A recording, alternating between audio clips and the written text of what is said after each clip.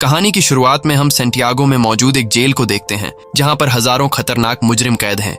ये सेंटियागो का सबसे सिक्योर तरीन जेल है क्योंकि आज तक इस जेल से कोई भी कैदी फरार नहीं हो सका और इसका रीजन है इस जेल का वार्डन बहुत ही स्ट्रिक्ट और बेरहम इंसान है जो जरा सी गलती करने पर कैदियों को बुरी तरह से पीटता है। और यही वजह है कि इस जेल के कैदी यहाँ से भागना तो दूर बल्कि एक छोटी सी गलती करने से पहले भी 100 बार सोचते हैं। लेकिन अब वार्डन का यह खौफ ज्यादा दिनों तक चलने वाला नहीं था क्योंकि अब इस जेल में एंट्री हो चुकी थी एक बहुत ही शातिर इंसान की जिसका नाम लियोन है। लियोन एक आर्किटेक्ट है जो किसी भी बिल्डिंग को देखकर उसे पता चल जाता है कि यह बिल्डिंग कितने साल पुरानी है और इस बिल्डिंग को किस तरह से डिजाइन किया गया है। लियोन जेल में एंटर होते ही उसके दिमाग में यहाँ से भागने की प्लानिंग शुरू हो जाती है। यहाँ हमें पता चलता है कि लियोन अकेला नहीं है बल्कि उसके साथ 4 साथी भी हैं जो यहाँ से भागना चाहते हैं। कुछ देर बाद जेल का एक ऑफिसर सभी कैदियों को लाइन से खड़ा करके जेल के रूल्स बताता है और कहता है कि अगर किसी ने भी रूल तोड़ने की कोशिश की तो उसे मार दिया जाएगा। इसके बाद सभी कैदियों को उनके ब्लॉक्स की तरफ लाइन से ले जाया जाता है। यहाँ लियोन दौड़ते हुए सेल नंबर 50 को पकड़ने की कोशिश करता है क्योंकि उसने पता लगा लिया होता है कि यहाँ से भागने के लिए सेल नंबर 50 सबसे परफेक्ट जगह है। लेकिन जब वो सेल नंबर 50 का दरवाजा खोलता है तो सेल नंबर 50 पर पहले एक आदमी ने कब्जा कर लिया होता है। यह देखकर लियोन काफी उदास हो जाता है और न चाहते हुए वो सेल नंबर 50 के बगल वाले सेल में चला जाता है। वहीं हम देखते हैं कि लियोन के बाकी 4 साथियों ने उन्हीं सेल्स में डेरा जमा दिया है जो उन्हें प्लान के मुताबिक कब्जा करना था। कुछ देर बाद लियोन के साथी लियोन के सेल में आ जाते हैं। यहाँ राफेल लियोन से कहता है कि तुम्हें सेल नंबर 50 में जाना था पर यह तो सेल नंबर 51 है। तब लियोन कहता है कि तुम्हारे लिए आसान था क्योंकि तुम्हारा सेल नीचे ग्राउंड फ्लोर पर था, इसलिए तुम लोगों ने आसानी से अपने सेल पर कब्जा कर लिया। लेकिन मेरा सेल फर्स्ट फ्लोर पर है जिस वजह से मैं अपने सेल पर कब्जा नहीं कर पाया। यहाँ इनका साथी जर्मन कहता है तो अब हम लोग क्या करेंगे? तब राफेल कहता है कि करना क्या है, कल से हम यहाँ से भागने की प्लानिंग स्टार्ट करेंगे। कुछ देर बाद हम देखते हैं कि यहाँ पर एक कैदी गिटार लेकर आता है और ये गिटार वाला आदमी भी लियोन का साथी है। इस जेल में कैदियों को जो काम आता था उन्हें वो काम करने की इजाजत थी ताकि कैदियों का टाइम पास होता रहे, जैसे गिटार बजाना, खाना पकाना और फर्नीचर का सामान बनाना। अगले दिन हम देखते हैं कि लियोन यहाँ से भागने की प्लानिंग पर लग जाता है। वो जेल के हर एक जगह को काफी गौर से देख रहा होता है लेकिन जब उसकी नजर चारों तरफ गार्ड्स पर पड़ती है तब उसे इस बात का अंदाजा हो जाता है कि यहाँ से दीवार से कूदकर भागना काफी मुश्किल है। इसके बाद वह प्लान बी पर काम करते हुए पैदल चलकर कदमों से जेल की लंबाई का नाप लेने लगता है। जेल की लंबाई नापने के बाद वो सीधा अपने साथियों के पास पहुंचकर उनसे कहता है कि हमें कैसे भी करके यहाँ से भागना होगा। तब जर्मन ने कहा कि तुम पागल हो गए हो, यहाँ से भागना इम्पॉसिबल है क्योंकि चारों तरफ जेल की ऊंची दीवारें हैं जिससे हम कभी भी कूदकर भाग नहीं सकते और गार्ड्स भी चारों तरफ से हम पर नजर जमाए रखे हैं। अगर उन्हें जरा सा भी हम पर शक हुआ तो वो हमें मार डालेंगे। तब लियोन कहता है कि मैंने कदमों का इस्तेमाल करके जेल के बाहर जाने तक का रास्ता नाप लिया है। हम यहाँ से जेल के बाहर वाले रोड से सिर्फ 90 मीटर की दूरी पर खड़े हैं, इसलिए हमें दीवार से कूदकर यहाँ से नहीं भागना है बल्कि हम यहाँ जमीन के नीचे एक सुरंग बनाएंगे जो यहाँ से बाहर तक जाएगी। इस जेल के बाहर जंगल है और अगर हम एक बार यहाँ से निकल गए तो जेल के बाहर जंगल में गार्ड्स हमें ढूंढ नहीं पाएंगे और बड़ी आसानी से हम यहाँ से फरार हो जाएंगे। लेकिन यहाँ इनके दिमाग में सबसे बड़ा सवाल यह होता है कि इतनी लंबी सुरंग जब यह लोग बनाएंगे तो उस सुरंग से बाहर निकलने वाली मिट्टी यह लोग कहाँ गिराएंगे? यह सवाल इन तीनों को परेशान कर रही थी और लियोन सोच में पड़ जाता है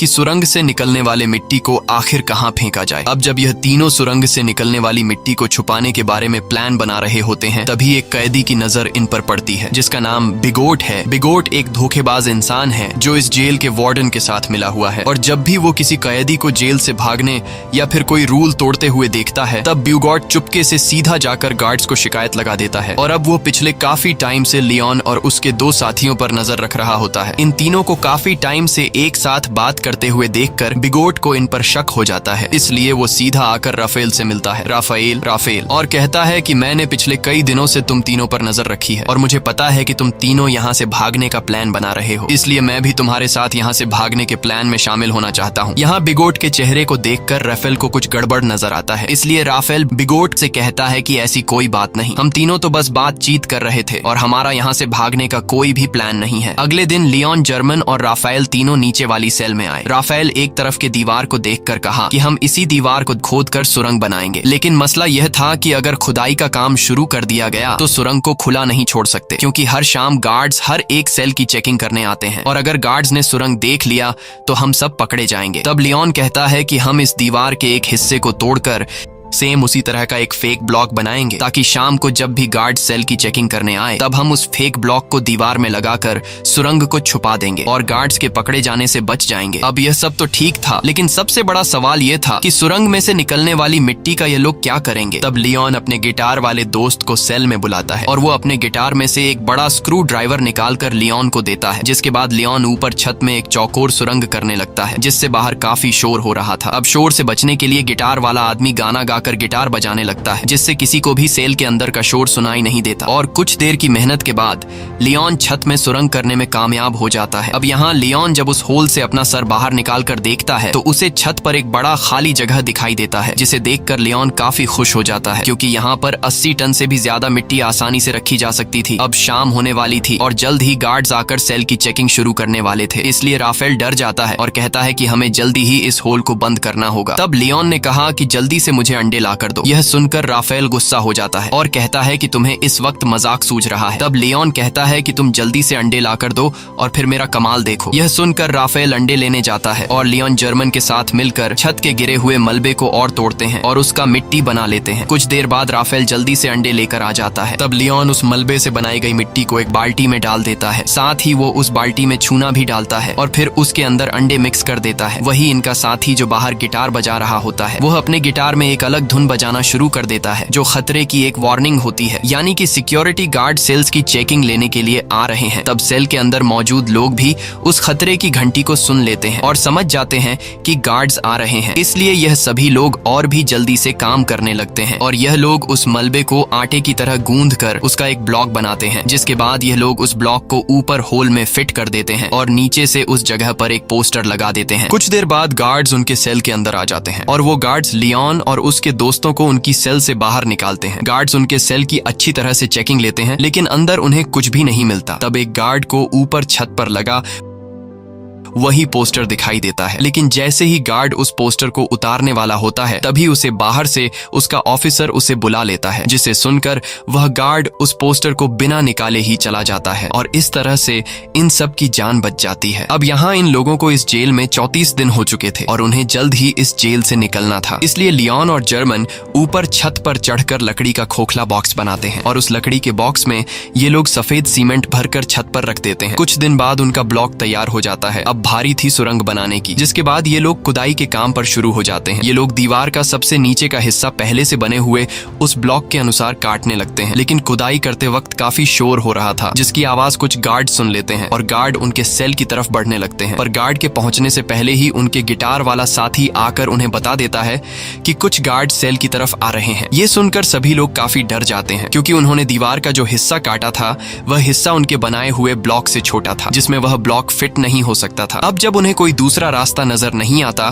तब ये लोग जल्दी से टूटी हुई दीवार के मलबे को इकट्ठा करते हैं और जिस जगह ये लोग सुरंग बना रहे थे वहां ये लोग काफी बारीकी से सामान रखकर उस जगह को छुपाते हैं और अपने अपने काम में लग जाते हैं ताकि गार्ड को उन पर शक न हो। कुछ देर बाद एक गार्ड उनके सेल के अंदर आता है और वह गार्ड इनके सेल के चारों तरफ नजर घुमाकर चेक करता है कि कहीं ये लोग यहाँ से भागने की प्लानिंग तो नहीं कर रहे, पर उसे कुछ भी गड़बड़ नहीं नजर आता, इसलिए वह गार्ड वहां से चला जाता है। गार्ड के जाते ही ये लोग रेडियो का आवाज तेज कर लेते हैं और फिर से खुदाई के काम पर लग जाते हैं। कई घंटों की मेहनत के बाद फाइनली ये लोग ब्लॉक के शेप का एक परफेक्ट हिस्सा काट लेते हैं और सफेद सीमेंट के उस ब्लॉक को वहां पर फिक्स कर देते हैं। अब यहाँ खुदाई से निकले हुए मलबे को ये लोग एक बैग में भर लेते हैं और उस बैग को ऊपर वाले सेल में ले जाते हैं जहां उन्होंने पहले से सेल की छत को तोड़कर होल बनाया था और उस होल को उन्होंने अंडे और मलबे को मिक्स करके एक छोटा सा ब्लॉक बनाकर छुपा दिया था। ये लोग उस ब्लॉक को निकाल कर उसके ऊपर जो खाली जगह होती है वहां पर ये लोग मिट्टी जमा करना शुरू कर देते हैं। छत पर मिट्टी रखने के बाद ये लोग छत वाले ब्लॉक को वापस लगाकर उसे व्हाइट सीमेंट से कवर कर देते हैं और उसे वापस से फोटो से ढक देते हैं। इसी तरह रोजाना वह गिटार वाला उनका साथी गिटार बजाकर लोगों का ध्यान भटकाता है, साथ ही वह पुलिस पर भी नजर रखता है और लियोन, राफेल और जर्मन नीचे वाली सेल में सुरंग को खोदते हैं और जो मिट्टी सुरंग से निकलती है ये लोग उस मिट्टी को अलग अलग बैग में निकाल कर अलग अलग तरीके से ऊपर वाली सेल की छत पर जमा करने लगते हैं। इस तरह से ये लोग पूरे दिन का एक रूटीन बना देते हैं और कई दिनों तक उनकी खुदाई का काम बड़ी चालाकी से चलता रहता है। लेकिन एक कैदी जिसका नाम ऑस्कर है उसे इन लोगों पर शक हो जाता है क्योंकि वह पिछले कई दिनों से इन लोगों को नोट कर रहा था। वह देखता है कि ये लोग हर रोज एक ही पैटर्न को फॉलो करते हुए नीचे के सेल से ऊपर वाले सेल पर जाते हैं। साथ ही ये लोग हमेशा हाथ में बैग या फिर बाल्टी लेकर ऊपर जाते हैं। ये सब देखकर ऑस्कर को उन पर शक हो जाता है, लेकिन वह किसी से भी कुछ नहीं कहता, बस चुपचाप उन पर नजर रखता है। अब यहाँ इन लोगों को इस जेल में 70 दिन बीत चुके थे और लियोन जब सुरंग को नापता है तो उससे पता चलता है कि 70 दिनों में हमने सिर्फ 5 मीटर सुरंग बनाई है। ये देखकर लियोन काफी मायूस हो जाता है और लियोन समझ जाता है कि हम 5 लोग इस सुरंग को इस तरह से कभी भी कंप्लीट नहीं कर पाएंगे। इसलिए वो अपने साथियों से कहता है कि हमें इस सुरंग को कंप्लीट करने के लिए और आदमियों की जरूरत पड़ेगी और अगर हम 5 लोग इसी रफ्तार से मिट्टी निकालते गए तो इस सुरंग को कंप्लीट करने में हमें 5 साल लग जाएंगे। इसलिए हमें सुरंग को और तेजी से खोदना होगा। वही उनका साथी जर्मन जब बैग में मिट्टी भरकर ऊपर ले जा रहा था तभी एक पुलिस वाला उसे रोक लेता है और जर्मन से पूछता है कि इस बैग में क्या है। तब जर्मन कहता है कि कुछ खास नहीं, बस मेरी जरूरत का कुछ सामान है। ये सुनकर वह पुलिस वाला जर्मन से कहता है कि अच्छा ठीक है, चलो अब बैग खोल कर दिखाओ। ये सुनकर जर्मन घबरा जाता है और जर्मन को लगता है कि आज हम सभी पकड़े जाएंगे। लेकिन जब जर्मन अपना बैग खोलता है तो उसमें कुछ सामान रखा गया था। दरअसल जर्मन ने पहले से बैग में मिट्टी नीचे छुपाई होती है और सामान ऊपर रख दिया होता है, लेकिन गार्ड को जर्मन पर शक होता है। इसलिए वह गार्ड जर्मन से कहता है कि मेरे पीछे चेकिंग रूम में आओ। तब जर्मन बड़ी चालाकी से नीचे बैठा अपने साथी लियोन के साथ उसी तरह का सेम एक दूसरा बैग बदलकर गार्ड के पीछे चेकिंग रूम में चला जाता है। चेकिंग रूम में जब वह गार्ड जर्मन के बैग को अच्छी तरह से चेक करता है तो उसके अंदर सामान के अलावा कुछ भी नहीं मिलता, जिसके बाद वह गार्ड जर्मन को जाने देता है। अब इन सभी कैदियों को जेल में 86 दिन बीत चुके थे और अब ये लोग और ज्यादा दिन यहाँ नहीं रहना चाहते थे। इसलिए लियोन और उसके साथी जल्दी से सुरंग के काम को बढ़ाने के लिए ऊपर वाले फ्लोर के कुछ कैदियों को अपने साथ मिला लेते हैं। यहाँ लियोन उन नए कैदियों को दीवार से ब्लॉक हटाकर सुरंग भी बताता है। ये देखकर वो कैदी फौरन इनके साथ मिलकर काम करने को मान जाते हैं क्योंकि वो सोचते हैं कि अगर 5 लोग मिलकर 7 मीटर लंबा सुरंग खोद सकते हैं तो हम सब एक साथ मिलकर जल्द ही इस सुरंग को पूरा कर लेंगे। और साथ ही इन नए आने वाले कैदियों में कुछ कैदी ऐसे भी थे जिन्हें फांसी होने वाली थी, इसलिए वो लोग तो पहले से यहाँ से भागने का चांस ढूंढ रहे थे। अब लियोन जब समझ जाता है कि सभी कैदी सुरंग के लिए तैयार हो चुके हैं तब लियोन उन्हें अपना प्लानिंग बताते हुए कहता है कि हम डेली 1 घंटे की शिफ्ट में काम करेंगे। 2 लोग खुदाई का काम करेंगे, 2 लोग मिट्टी ऊपर ले जाएंगे और 2 लोग गार्ड्स पर नजर रखेंगे। बाकी लोग जेल के नॉर्मल काम करेंगे ताकि किसी को हम पर शक न हो। और जो भी कैदी 2 घंटे सुरंग की खुदाई करने के बाद वापस बाहर निकलेगा उसे फौरन नहाकर अपने कपड़े भी धोने होंगे ताकि गार्ड्स को उसके कपड़ों पर मिट्टी के निशान नजर न आए। अब इन लोगों का काम काफी तेजी से चल रहा होता है और यह लोग रोजाना 100 किलो मिट्टी एक दिन में निकालने लगते हैं। अब यहाँ हमें पता चलता है कि लियोन ने ऊपर वाले फ्लोर के कैदियों को इसलिए चुना ताकि इन्हें बैग या फिर बाल्टी में ऊपर मिट्टी ले जानी नहीं पड़े और इस तरह से यह लोग गार्ड्स के नजरों में भी आ सकते थे। इसलिए यह लोग नीचे जिस सेल में खुदाई कर रहे थे उसी सेल के छत में एक होल कर देते हैं ताकि सीढ़ियों से मिट्टी ऊपर ले जाने के बजाय डायरेक्ट होल से ऊपर वाले सेल के कैदियों को मिट्टी पास कर दी जाए। इस तरह से उनके पकड़े जाने का रिस्क भी कम हो जाता है और काम की स्पीड भी काफी बढ़ जाती है। जब भी कोई कैदी सुरंग में खुदाई कर रहा होता है तब यह लोग रेडियो की आवाज बढ़ा देते और बाहर सभी कैदी गार्ड्स को ऐसा दिखाते कि जैसे सब कुछ नॉर्मल हो। और जब भी उन्हें गार्ड्स का कोई खतरा नजर आता तब यह लोग उस सेल के दरवाजे पर नॉक करके खतरे की घंटी बजा देते, जिससे अंदर खुदाई के काम पर लगे कैदी सेल में सारा सामान पहले की तरह करके अपने अपने काम पर लग जाते। इस तरह से यहाँ से भागने के प्लानिंग में शामिल हर एक कैदी रूटीन के मुताबिक अपना अपना काम करते हैं और हर शाम को यह लोग इकट्ठा होकर आगे की प्लानिंग बनाने लगते हैं ताकि गार्ड्स को किसी पर भी शक न हो और सब कुछ परफेक्ट तरीके से चलता रहे। लेकिन शाम को जब यह लोग फुटबॉल खेल रहे होते हैं तब एक कैदी जिसका नाम ऑस्कर है वो राफेल के पास आता है और राफेल को बताता है कि मुझे पता है कि तुम लोग सुरंग खोदने की कोशिश कर रहे हो, इसलिए मैं भी तुम्हारी टीम में शामिल होकर तुम्हारा साथ देना चाहता हूं। तब राफेल ऑस्कर को लियोन के पास ले जाता है और लियोन ऑस्कर को भी अपनी टीम में शामिल कर देता है। यहाँ लियोन अपने 2 साथी जर्मन और राफेल से कहता है कि जिस हिसाब से काम चल रहा है मुझे पूरा यकीन है कि हम जल्द ही इस सुरंग को कंप्लीट कर देंगे। और जल्द ही यहाँ से बाहर निकल जाएंगे। लेकिन बाहर निकलने के बाद भी हम लोग पकड़े जा सकते हैं, क्योंकि हम 4-5 नहीं बल्कि पूरे 40 लोग हैं। और अगर बाहर निकलने के बाद भागते हुए हमें पुलिस ने देख लिया तो पुलिस हमारे पीछे गाड़ी लगाकर हमें पकड़ लेगी। इसलिए हमें यहाँ से बाहर निकालने के लिए बाहर के एक बंदे की जरूरत होगी, जो हमारा यहाँ से बाहर निकलते ही हमारे लिए एक बस तैयार रखे। अब यहाँ ये लोग सोच में पड़ जाते हैं कि बाहर से हमारी कौन मदद कर सकता है। तब लियोन कहता है, राफेल, तुम्हारी वाइफ पॉलिना हमारी बाहर से मदद कर सकती है और हम लोग उस पर विश्वास भी कर सकते हैं, इसलिए तुम्हें अपनी वाइफ से मदद मांगनी होगी। अब यहाँ रहते हुए सभी कैदियों को 182 दिन बीत जाते हैं और आज सभी कैदियों से उनके घर वाले मिलने आए होते हैं। यहाँ पर राफेल की वाइफ भी आई होती है। तब राफेल अपनी वाइफ पॉलिना को उनके पूरे प्लान के बारे में बताता है और कहता है, हमें तुम्हारी बाहर से मदद चाहिए होगी, इसलिए बाहर तुम्हें कुछ लोगों के साथ जुड़कर हमारे लिए एक बस का इंतजाम करना होगा। पॉलिना मान जाती है और वो वहां से चली जाती है। अब जेल में सुरंग खोदते हुए इन कैदियों को 205 दिन बीत चुके थे और इन लोगों ने सुरंग को भी काफी लंबा कर दिया था। लेकिन एक दिन इनका साथी जो गिटार बजाया करता था, वो जब सुरंग के अंदर खुदाई के काम पर लगा होता है, तभी वहां पर सेल की चेकिंग के लिए गार्ड्स आ जाते हैं। यह देखकर बाहर खड़ा राफेल और लियोन काफी ज्यादा घबरा जाते हैं, क्योंकि पिछले कई दिनों से रात में सेल की चेकिंग होती थी, लेकिन आज गार्ड्स दोपहर में सेल की चेकिंग करने आए हैं, जैसे उन्हें शक हो गया हो कि जेल में कोई सुरंग खोदने की कोशिश कर रहा है। और गार्ड्स को देखकर लियोन दौड़ते हुए अंदर जाकर सभी को वार्न कर देता है और कहता है कि जो भी सामान यहाँ वहाँ बिखरा पड़ा है उन्हें जल्दी से छुपा दो। ये सुनकर जो लोग काम पर लगे हुए होते हैं वो सभी सुरंग का काम छोड़कर अपने अपने काम पर लग जाते हैं। यहाँ इस गिटार वाले के साथ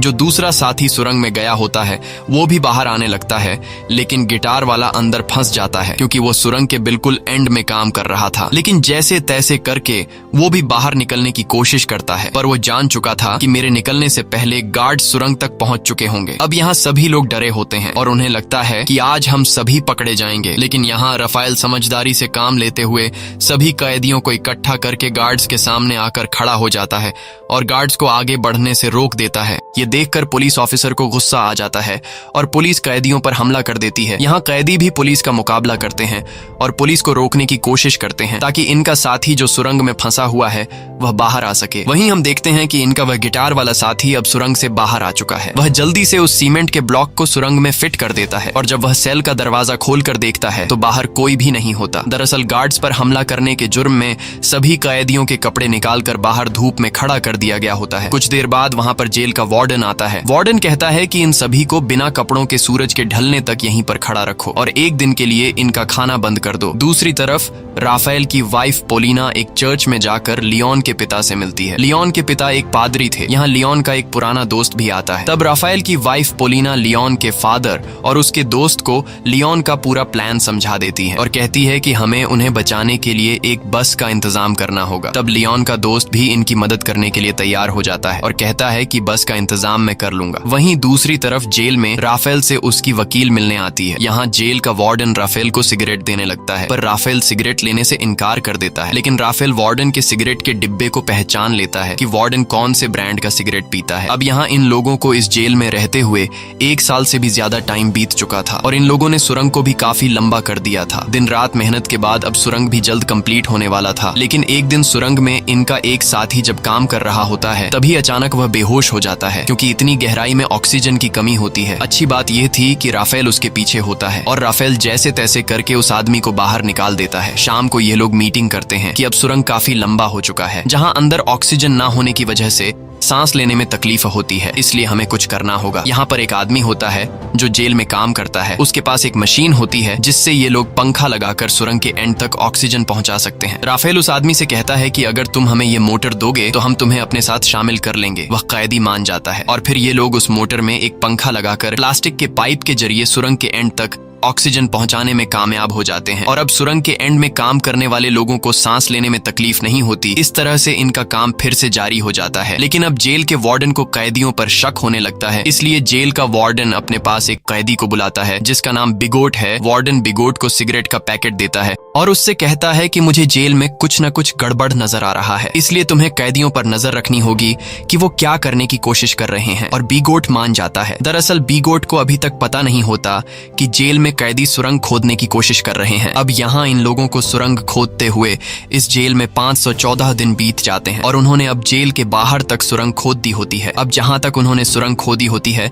वहां पर राफेल नीचे से एक छोटा सा सुरंग करके ऊपर एक लाल कलर का लिक्विड गिरा देता है, ताकि बाहर राफेल की वाइफ और लियोन के साथी को पता चल जाए कि सुरंग यहां तक खोदी जा चुकी है। वही बिगोट को राफेल और उसके साथी लियोन पर शक तो होता है, पर उसे पूरा यकीन नहीं होता कि ये लोग सच में सुरंग खोद रहे हैं। इसलिए बिगोट अपने शक को यकीन में बदलने के लिए राफेल के पास आकर उसे कहता है कि अगर तुम लोग यहाँ से भागने की प्लानिंग कर रहे हो तो प्लीज मुझे भी अपने साथ शामिल कर लो। मैं यहाँ थक चुका हूँ, बाहर मेरी वाइफ और मेरी बेटी मेरा इंतजार कर रही है।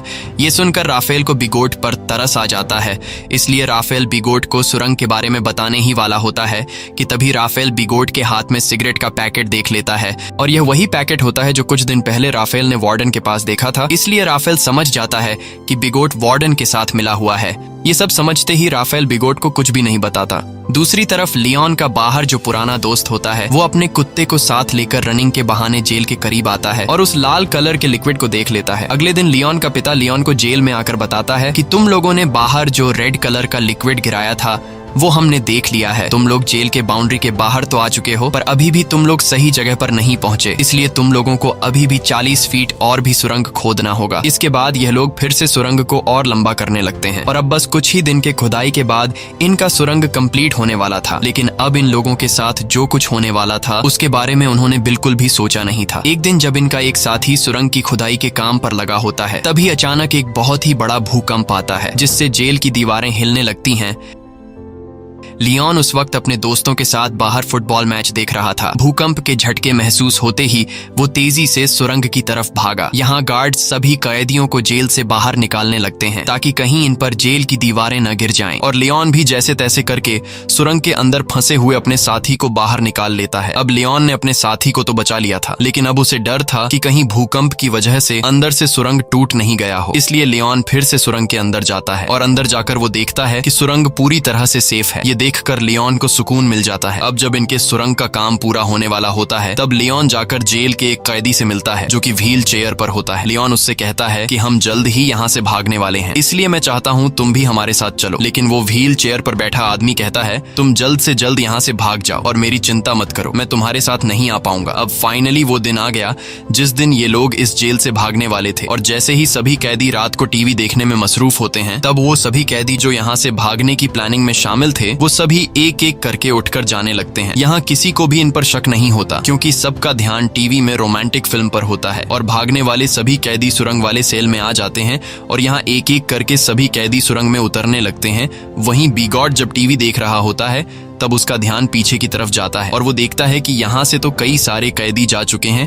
ये देखकर उसे शक हो जाता है और वो सीधा राफेल के सेल की तरफ बढ़ने लगता है। लेकिन बीच रास्ते में व्हील चेयर वाला आदमी बिगोट को रोक लेता है, पर बिगोट इस आदमी को धक्का देकर गिरा देता है, जिसके बाद वो सीधा राफेल के सेल में आ जाता है जहाँ उसे सुरंग दिखाई देता है। साथ ही वहाँ पर ऑस्कर भी खड़ा होता है और ऑस्कर यहाँ से निकलने वाला आखिरी कैदी होता है। लेकिन अब जब बिगोट को सारी सच्चाई का पता चल गया होता है तब वो पुलिस को बुलाने के लिए जाता है, लेकिन ऑस्कर उसे पकड़ लेता है। इस दौरान इन दोनों के बीच फाइट छिड़ जाती है और बिगोट ऑस्कर को स्क्रू ड्राइवर से बाजू पर मारकर बुरी तरह से घायल कर देता है। लेकिन ऑस्कर बुरी तरह से घायल होने के बावजूद भी बिगोट को जाने नहीं देता और बिगोट को मार मार कर बेहोश कर देता है। अब ऑस्कर भी सुरंग में जाने की कोशिश करता है, पर उसका बाजू बुरी तरह से घायल होने की वजह से वो सुरंग में नहीं जा पाता। दूसरी तरफ सभी कैदी सुरंग के अंदर धीरे धीरे आगे बढ़ रहे होते हैं और बढ़ते बढ़ते ये लोग सुरंग के एंड तक पहुंच जाते हैं, जहां बाहर से लियोन का पुराना दोस्त सुरंग का ऊपर से हिस्सा खोल देता है और वह एक एक करके सभी कैदियों को हाथ से पकड़कर बाहर निकालता है। बाहर निकलने के बाद सभी कैदी जल्दी से अपने कपड़े बदल लेते हैं और तभी उन्हें सामने के ब्रिज पर एक बस आते हुए दिखाई देती है, जिसे देखकर ये सभी लोग उस बस की तरफ दौड़ने लगते हैं और सभी बस में बैठ जाते हैं। लेकिन ऑस्कर अभी तक नहीं आया होता, इसलिए सभी कैदी उसका इंतजार कर रहे होते हैं। यहाँ जर्मन कहता है कि मुझे लग रहा है कि कहीं ऑस्कर किसी मुसीबत में है, इसलिए मैं ऑस्कर की मदद के लिए जा रहा हूँ, जिसके बाद वह ऑस्कर को लेने जाता है। दूसरी तरफ जेल में मूवी खत्म हो गई थी और सभी कैदी अपने अपने सेल में जाने लगते हैं। तब यहाँ वह व्हील चेयर वाला कैदी सभी को आकर बता देता है कि राफेल के सेल में एक सुरंग है जहां से तुम लोग भाग सकते हो। ये सुनकर सभी कैदी उस तरफ भागने लगते हैं, जिसे देखकर गार्ड्स को भी इन पर शक हो जाता है और वह गार्ड्स वहां पर और भी गार्ड्स को बुला लेते हैं। कुछ देर बाद पूरे जेल में सायरन बजने लगता है, जिसकी आवाज बाहर बस में बैठे कैदी सुन लेते हैं और सभी कैदी समझ जाते हैं कि अब हमारा यहाँ पर ज्यादा देर रुकना ठीक नहीं, इसलिए अब हमें यहाँ से निकलना होगा। और तभी वहां पर जर्मन भी आ जाता है। वह सभी को बताता है कि मैं सुरंग के पास गया, लेकिन वहां पर मुझे ऑस्कर नहीं मिला, जिसके बाद बस वहां से जाने लगती है। वहीं हम जेल में ऑस्कर को देखते हैं, जो घायल होने की वजह से जेल से भाग नहीं पाया। अब यहाँ कैदियों के भागने की खबर जेल के वार्डन को दी जाती है। कैदियों के भागने की खबर सुनकर वह काफी गुस्सा हो जाता है। दूसरी तरफ सभी कैदी बस में थे, जहाँ पर पोलिना सभी कैदियों को उनका पर्स दे देती है, जिसमें कुछ पैसे और उनके फेक आईडी थे। और सभी कैदी अलग अलग होकर अपने अपने रास्ते निकल जाते हैं। और इस तरह से सभी कैदी जिन्होंने पिछले कई महीनों से दिन रात मेहनत की थी, वह सभी जेल से आजाद हो जाते हैं। दोस्तों, यह इतिहास की सबसे बड़ी जेल ब्रेक घटना थी, जहां एक ही बार में पूरे 50 लोग जेल से फरार हो गए थे। लेकिन इनका एक साथी ऑस्कर भागने में नाकाम हो गया था। इसी के साथ सच्ची कहानी पर बनाई गई ये फिल्म खत्म हो जाती है। अगर आपको ये वीडियो अच्छी लगी हो तो हमारे चैनल को सब्सक्राइब और वीडियो को लाइक जरूर कीजिएगा।